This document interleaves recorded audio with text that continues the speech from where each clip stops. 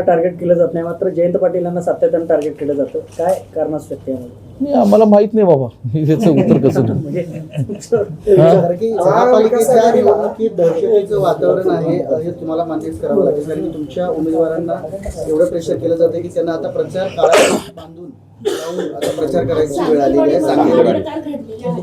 सांगलेवाडीत या ठिकाणी आता तुमचे उमेदवार काँग्रेस आघाडीचे काळ्या फित्या लावून प्रचार सुरू प्रचार करायला अच्छा, ही आजची परिस्थिती आहे. नाही, ती वेळ आली तर आम्ही सगळीकडेच काळ फितू लावू. पण मी एवढं नक्की सांगतो, हे प्रकार आम्ही आणि लोक खपवून घेणार नाही. ह्यांना लक्षात येत नाही, जेवढी दहशत करतील त्याचं ते स्प्रिंग रिॲक्शन होईल, तेवढं डबल रिबाउंड ह्या लोकांना मताच्या पेटीतनं तिथली जनता करून दाखवेल, हा मला विश्वास आहे. जसं मिरजेमध्ये तडीपारीची कारवाई झाली ती ते का आता महायुतीतले एकमेकांवर काय काय चाललंय सगळा तमाशा महाराष्ट्रातली जनता पाहतायत.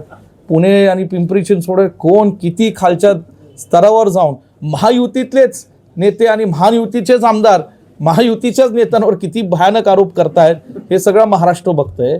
आणि म्हणून आता एखाद्या महायुतीच्या कार्यकर्त्यावर एखाद्या महायुतीच्या नेत्यांनी काहीतरी कारवाई केली तर मला काय त्याचं अजब वाटणार नाही.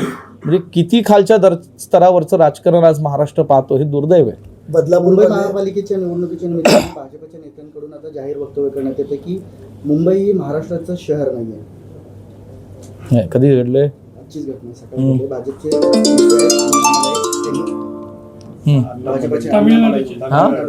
काय अण्णामलाई त्यांनी आज मुंबईमध्ये जाहीर सांगितलेलं आहे की महाराष्ट्राचं शहर हे मुंबई नाही.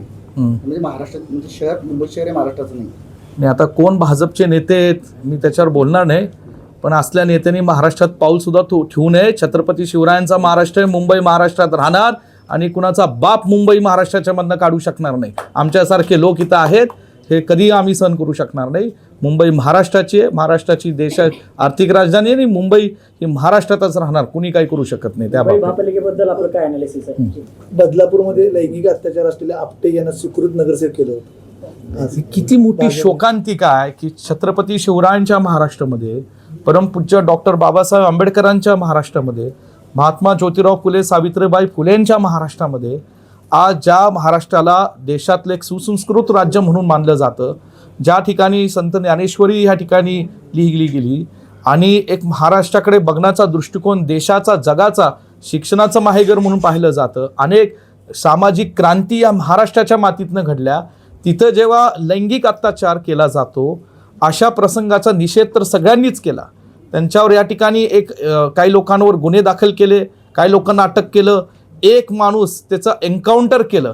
का एन्काउंटर केलं त्याच्यावर अनेक वर्तमानपत्रांनी वृत्तवाहिन्यांनी शहनिशा केली की कदाचित तो काही इतर लोकांची नावं सांगणार होता म्हणून त्याला एन्काउंटर करून मारून टाकलं. आणि जी माणसं आरोपी होती त्यांनाच तुम्ही या ठिकाणी कॉप नगरसेवक करतात. किती दुर्दैव महाराष्ट्राचं. म्हणजे महाराष्ट्राला असा दिवस पाळून येणं, आजचा हा दिवस महाराष्ट्राच्या इतिहासातला एक काळा दिवस आहे. म्हणून मी या ठिकाणी म्हणेल की या ठिकाणी एका अशा आरोप ज्याच्यावर या ठिकाणी आरोपपत्र होतं अशा व्यक्तीला तुम्ही कॉप नगरसेवक करता, ही सर्वात मोठं म्हणजे भाजपचा खरा चेहरा या ठिकाणी महाराष्ट्राने दुर्दैवाने पाहिलेला आहे. प्रचार करण्यात येतो की बाबा आमचे कालच चंद्रकांत पाटलांनी सांगितले 55 उमेदवार निवडून येतील आणि महापौर सुद्धा आमचाच होईल. पक्क सांगितलंय. बाकी दरवेळी त्यांनी भाकीत करताना तोच आकडा येतो. अच्छा, असं आहे. त्यावेळी 41 म्हणलं 41 निवडून आले, त्यावेळी पण त्यांनी सांगितले 55 निवडून येतील. ठीक आहे, म्हणजे त्यांच्याकडे काही यंत्रणा असेल भविष्यवाणीतली तर मला माहीत नाही, परंतु ते कशाच्या आधारे बोलतात मला माहीत नाही. परंतु म्हणजे आता त्याचा शोध तर चालूच आहे. कारण परफेक्ट आकडा सांगणार आहे मग तर विद्यार्थ्यांच्या परीक्षेतले मार्क पण सांगावेत असं म्हणजे काय. मला एवढीच विनंती आहे की आम्ही जे बोलतो आम्ही सांगली जिल्ह्यातल्या मनातल्या सर्वसामान्य लोकांच्या भावना बोलत आहोत आणि ह्या भावना आम्ही बोलतो कारण आम्ही लोकांमध्ये राहून लोकांच्या सोबत, सांगली शहरातल्या लोकांमध्ये राहून लोकांच्या सोबत आम्ही काम करतो. त्यांच्या प्रश्न त्यांच्या अडचणी हे समजून घेतो. ऐकण्याचं जास्त आम्ही लोकांकडून काम करत असतो, काँग्रेस आणि राष्ट्रवादीचे नेते. आणि म्हणून ह्या महाविकास आघाडीचं जे काँग्रेस राष्ट्रवादीने पॅनल संपूर्ण शहरात उभं केलेलं आहे त्याच्यात सन्माननीय जयंतराव पाटील साहेब, विशालजी पाटील, मी, आम्ही सगळे काँग्रेस आणि राष्ट्रवादीचे नेतेगण ताकदीने ही महानगरपालिकेची निवडणूक लढत आहोत. वातावरण एकदम ह्या ठिकाणी पलटलेलं आहे हे भाजपला लक्षात आलेलं आहे, सत्ताधारी पक्षाला लक्षात आलेलं आहे आणि त्यातून पायाखालची वाळू त्यांना सरकताना दिसते आणि आमचे उमेदवारही चांगले कष्ट घेत आहेत. त्या वॉर्डामध्ये लोकांकडून उत्स्फूर्त प्रतिसाद उमेदवारांना आणि राष्ट्रवादी काँग्रेस पक्षाला महाविकास आघाडीला मिळत आहेत आणि म्हणून मला खात्री आहे की या ठिकाणी काँग्रेस राष्ट्रवादीचा विजय होईल. वर्षानुवर्षाला मिश्रित करावं लागतं. अनेक निवडणुका येतात, अनेक निवडणुकीत महत्वाचा जाहीरनाम्यात महत्वाचा मुद्दा असतो शेअरिंगाला आणि याबाबत महाविकास आघाडीकडून काय असणार आहे ठोस असं?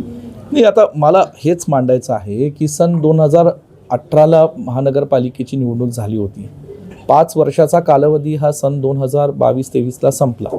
23 नंतर आता 3 वर्ष उलटली.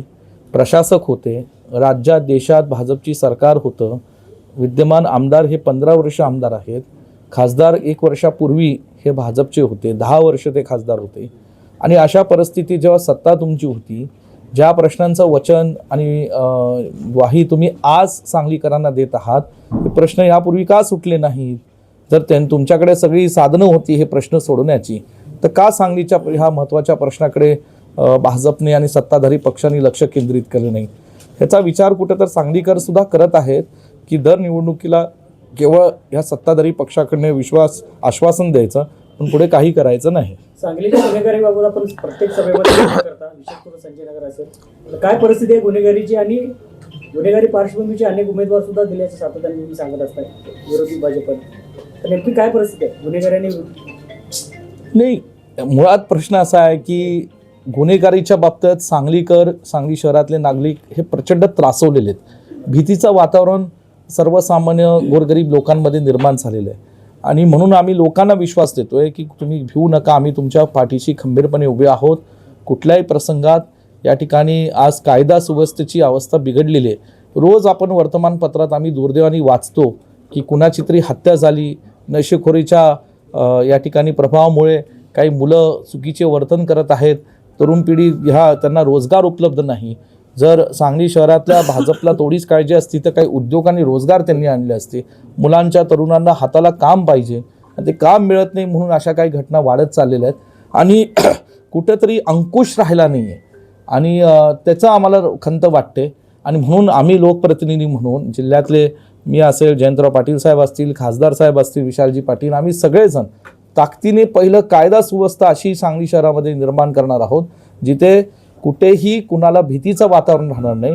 लोकांना संरक्षण उभं करण्याचा आम्ही एक प्रयत्न करणार आहोत आणि म्हणून हे कायदा सुव्यवस्थेचा गंभीर प्रश्न ज्याला डावललं कुठेतरी गुंडगिरी ही सत्ताधारी पक्षाच्या आश्रयाखाली सांगलीमध्ये वाढत आहे असा मला जाहीर आरोप या ठिकाणी करायचा. पालकमंत्र्यांनी अँटी ड्रगच्या संदर्भात एक मोहीम सुरू केली आणि जो कोणी मी निश्चितपणे सांगेल की जे काय आता मी विशालजी, जयंतराव पाटील साहेब, जितेश कदम असतील आणि सर्वच नेते राष्ट्रवादी काँग्रेस पक्षाचे आम्ही सगळ्यांनी जे काही दिवस रात्र आम्ही उमेदवारांच्या प्रचारामध्ये सक्रिय आहोत आणि अचानक गेल्या काही दिवसात एक सुप्त लाट मला लोकांमध्ये जाणवते, एक उठाव जाणवतोय आम्हाला की लोकांमध्ये आता महाविकास आघाडीच्या उमेदवारांबाबतीत एक आत्मविश्वास चांगला निर्माण झालेला आहे की खरंच महाविकास आघाडीचे उमेदवार आणि महाविकास आघाडी ही आपल्या प्रश्नांचा वाचा फोडतील, आपल्याला संरक्षण देतील, गुन्हेगारी कमी करतील आणि हे आमचं वचन आहे सांगलीकरांना की आम्ही ह्या सांगली शहरातली गुन्हेगारी ही मोडून काढणार आहोत. हे वचन आमच्या सांगलीकरांना आहे आणि विकासाच्या बाबतीत सुद्धा विशालजी पाटील आणि मी सातत्याने आम्ही ह्याच्यावर बोलून पाठपुरावा करून जोडा विकास निधी आपल्या सांगली शहराला आणि तो आम्ही खेचून आणणार आहे. याच अनुषंगाने अनेक प्रभागांमध्ये दहशतीचं अजूनही वातावरण आहे. उमेदवारांना फिरताना हुसकावून लावण्याचा प्रकार विशेष करून महाविकास आघाडीच्या उमेदवारांच्या बाबतीत घडतोय की भाजपाच्या उमेदवारांकडून यांना हुसकावणं, पळवून लावणं, भीती घालणं, दमदाटी करणं असे प्रकार सुरू आहेत. भाजप भारताचा इतिहास विसरते. ह्यापूर्वी अशीच हुकुमशाही पूर्वीच्या अनेक लोकांनी भारतावर आक्रमण करून ह्या ठिकाणी करण्याचा प्रयत्न केला. भारतामध्ये अनेक राजे, छत्रपती शिवरायांसारखे राजे यांनी अशी हुकुमशाही मोडून काढली. भारताच्या स्वातंत्र्य सैनिकांनी ब्रिटिशांची अशाच पद्धतीची दहशत, हुकुमशाही मोडून काढली आणि हेच सांगलीमध्ये तर यशवंतराव चव्हाण, वसंतदादांसारखे स्वातंत्र्य सैनिक राहिले. अशा लोकांनी सुद्धा अशी हुकुमशाही मोडून काढली. आणि म्हणून हे दहशत आणि हुकुमशाही सहन करणारी सांगली जिल्हा नाही. इथं हे चालत नाही. आम्ही त्यांच्या पाठीशी खंबीरपणे लोकांच्या उभे राहू. संरक्षणाची ढाल म्हणून या ठिकाणी विश्वजित कदम, जयंत पाटील साहेब, विशाल पाटील उभे राहतील, हा विश्वास मी नक्की देतो. पक्षाच्या वतीने आणि कोण नेते येणार आहेत पुढच्या टप्प्यात? नाही, काय ही खरं आज बाळासाहेब थोरात साहेब येऊन सभा करून गेलेले आहे. माझं म्हणणं असं आहे की ही निवडणूक आम्हीच लोकांनी हातात घेतलेली आहे.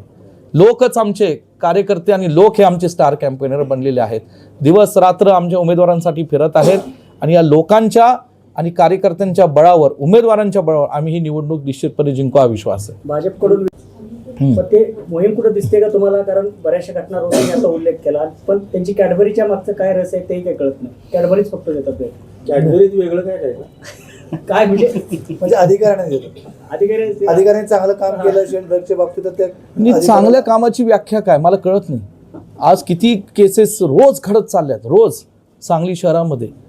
मग प्रशासन आणि कायदा सुव्यवस्था पाळणारी लोक काही झोपलेत का आज? म्हणजे ह्यांना दिसत नाही. वर्तमानपत्रामध्ये छापलेल्या बातम्या, म्हणजे आम्ही एक वर्तमानपत्रात गेल्या 2-3 वर्षात ज्या पत्रकारांनी आज अत्यंत चांगल्या पद्धतीने सांगलीच्या अवस्थेबाबतीच्या बातम्या छापल्या, त्याची आम्ही एक पुस्तिका काढत होतो. पण त्याच्या पंचनामा म्हणून त्याच्यावर सुद्धा अधिकाऱ्यांनी अशी टिप्पणी केली की हे तर पेड न्यूज आहेत. अरे 2 वर्षापूर्वीचे कशी पेड न्यूज असू शकते? म्हणजे तुम्ही सांगलीच्या पत्रकारांवर आणि पत्रकारितेवर सुद्धा आज आक्षेप घेताय, प्रश्नचिन्ह उभा करता. ही किती वाईट गोष्ट आहे हे सांगलीकर आणि आम्ही सुद्धा खपवून घेणार नाही. लोकशाहीला कुठेतरी डाग लावला जातोय. केवळ तुमचं आम्ही उघडं करतोय. जुन्या आठवणी ज्या या ठिकाणी सांगलीच्या बाबतीतल्या होत्या त्या पुन्हा त्याला उजळणी देतोय. म्हणजे जे 2-2 वर्षातल्या बातम्यात त्याच्या तुम्हाला राग गेला आणि अशा प्रकारच्या टिप्पण्या करतात, हे आम्ही सहन करणार नाही. पालकमंत्री मोदयांनी या ठिकाणी मोहीम हाती घेतली होती, पण ती मोहीम अंमलात केली जाते का? प्रत्यक्षपणे तशी सांगलीची काय अवस्था आहे ह्याचा कधी या ठिकाणी आम्हा लोकप्रतिनिधींना, आमदारांना, कुठे नगरसेवकच नव्हते 4-4, 8-8, 10-10 वर्ष. आणि मग अशा परिस्थितीत आज नगरसेवक होतोय. नगरसेवक हा तिथल्या लोकांचा निवडून आलेला प्रतिनिधी असतो. तो तिथं आवाज महानगरपालिकेत उठवेल आणि त्यांच्या माध्यमातून ही जे काय सांगलीचे प्रश्न आहेत आम्ही सगळे त्यांच्या पाठीशी उभे राहून खंबीरपणे हे प्रश्न सोडू, हा मला विश्वास आहे. सर्वच पातळीवर तुम्ही सक्रिय आहे प्रचारात, उमेदवारी पातळीवर पक्षाची बांधणी करण्याच्या ह्याच्यावर साधारण आतापर्यंत प्रचारात काय अंदाज काय? पत्रकारांच्या आणि वृत्तवाहिन्यांच्या प्रतिनिधींचे सहर्ष स्वागत. आज या प्रेस कॉन्फरन्ससाठी मी व सांगली जिल्ह्याचे लोकप्रिय खासदार सन्माननीय विशालजी पाटील व डॉक्टर जितेश कदम व काँग्रेस व राष्ट्रवादी काँग्रेस पक्षाचे शहरातले सर्व आमचे शहराध्यक्ष आणि नेतेगण या ठिकाणी उपस्थित आहेत. प्रभाग क्रमांक 16 मधील आज आम्ही आदरणीय राज्याचे ज्येष्ठ नेते व राज्याचे माजी ज्येष्ठ मंत्री आणि काँग्रेस पक्षाचे ज्येष्ठ नेते, काँग्रेस वर्किंग कमिटीचे ज्येष्ठ सदस्य आदरणीय बाळासाहेब थोरात साहेबांची आज पदयात्रा व जाहीर सभा आम्ही नुकतीच संपन्न केली.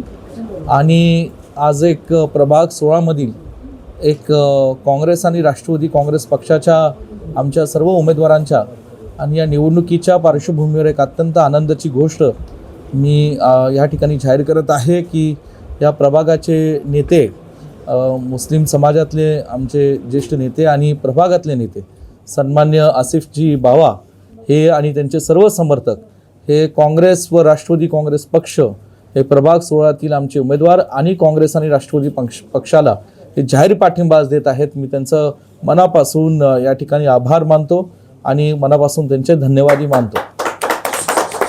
ठीक आहे, 55 म्हटलं आपण महाविकास आघाडी कितीपर्यंत जाऊ शकते? आम्ही बहुमताकडे जाऊ. आमचे सर्व पक्ष बहुमताकडे जातील. चला थँक्यू. आभारी आहे.